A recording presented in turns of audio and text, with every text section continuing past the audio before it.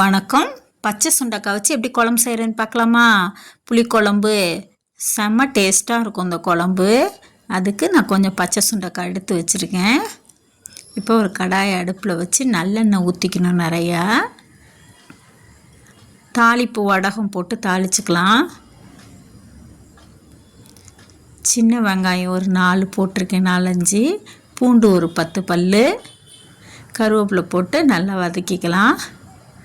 இப்போ ஒரு பெரிய வெங்காயமும் ஒரு சின்னதாக அரிஞ்சு போட்டிருக்கேன். வெங்காயம் நிறைய சேர்த்துக்கிட்டால் சூப்பராக இருக்கும் குழம்பு.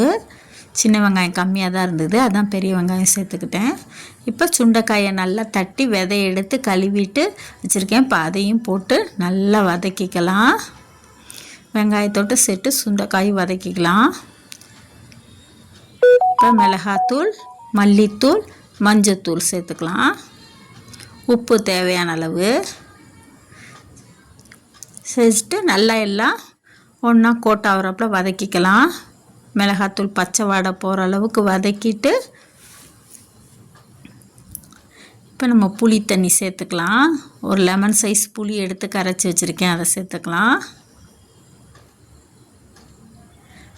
ஒரு தக்காளி 2 மிக்சியில் போட்டு அரைச்சி வச்சுருக்கேன், அதையும் சேர்த்துக்கலாம்.